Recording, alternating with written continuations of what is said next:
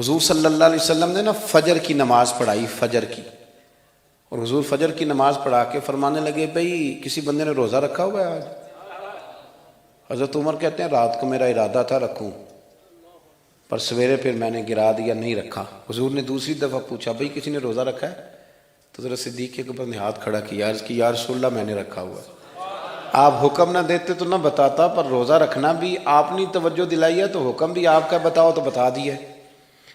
حضرت عمر کہتے ہیں حضور نے فجر کی نماز پڑھائی، فجر کی۔ دوسرا سوال پوچھا بھی کسی نے کسی بیمار کی تیمارداری کی ہے؟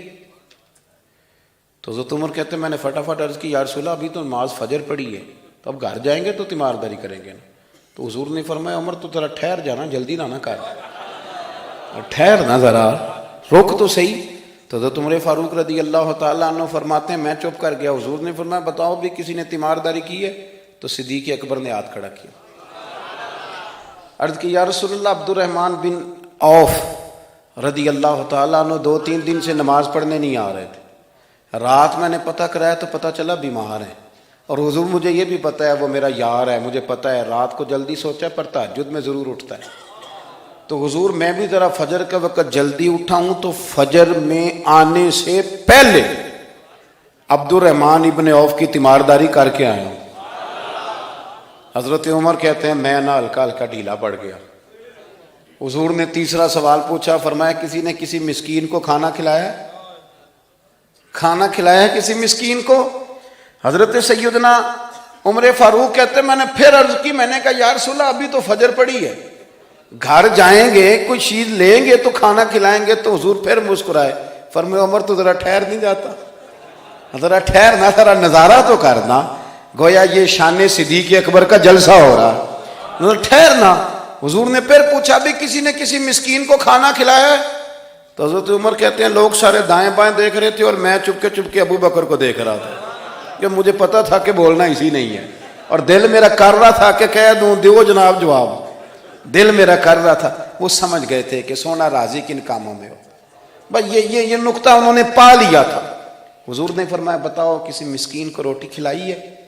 تو جناب سیدنا صدیق اکبر نے ہاتھ کھڑا کیا، عرض کی یا رسول اللہ سویرے اٹھا ہوں تو چھوٹا بیٹا بھی اٹھ گیا تھا، اور میرے وضو کرتے سنت پڑھتے ماں سے کہنے لگا بھوک لگ رہی ہے، تو ماں نے 2 روٹیاں بھی پکا دی، تو حضور ایک اس نے کھائی دوسری اس کے ہاتھ میں تھی۔ جب ہم نکلے ہیں نا گھر سے تو دروازے پہ ایک فقیر کھڑا تھا، مسکین کھڑا تھا، کہہ رہا تھا رات سے بھوکا ہوں، کوئی دروازہ کھلنے کا انتظار کر رہا تھا، ابو بکر سب سے پہلے تیرا ہی کھلا ہے۔ تو حضور میں نا اس مسکین کو ایک روٹی کھلا کے آیا ہوں۔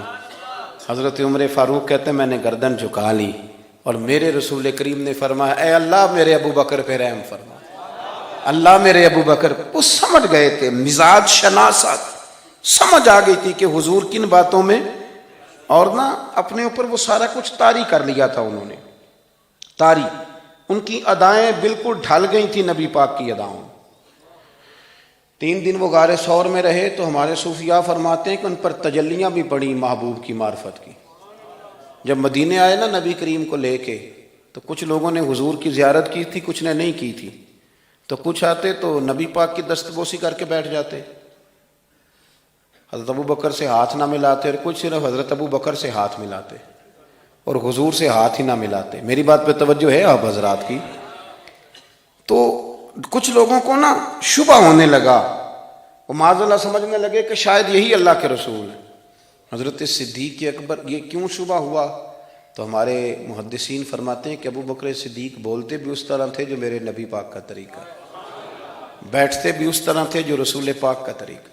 کہتے ہیں انہوں نے امامہ باندھا ہوا تھا تو جو امامے کا پیچ حضور کا ڈھیلا رہ گیا تھا ان کا بھی ڈھیلا رہ گیا تھا، اس طرح اپنے آپ کو مزاج میں ڈھالا تھا، تو من شدی من تو شدم، میں اس طرح ڈھالا تھا مزاج میں، اس طرح کے کوئی فرق نہیں نظر آتا تھا۔ وہ کہتے ہیں جب حضرت ابو بکر صدیق نے دیکھا نا کہ لوگوں کو تو شک ہو رہا ہے، کوئی میرے ساتھ ہاتھ ملا کے بیٹھ جاتے ہیں، تو حضرت صدیق اکبر نے کہا کوئی ایسا کام کرنا چاہیے کہ پتہ چلے آقا کون ہے غلام کون ہے۔ اٹھے، کندھوں پہ چادر تھی، وہ اتار کے نا تو حضور پہ سایہ کر دیا، لوگوں کو پتہ چل گیا کہ سایہ کرنے والا کوئی غلام ہے، اور جس پر سایہ کیا جا رہا ہے وہ آقا ہے۔ کیا خوبصورت نقطہ لکھا ہے مفسرین نے شارحین فرماتے ہیں تھوڑی دیر کے لیے، تھوڑی دیر کے لیے، تھوڑی دیر کے لیے حضرت ابوبکر صدیق نے حضور کے سر انور پر اپنی چادر کا سایہ کیا تھا۔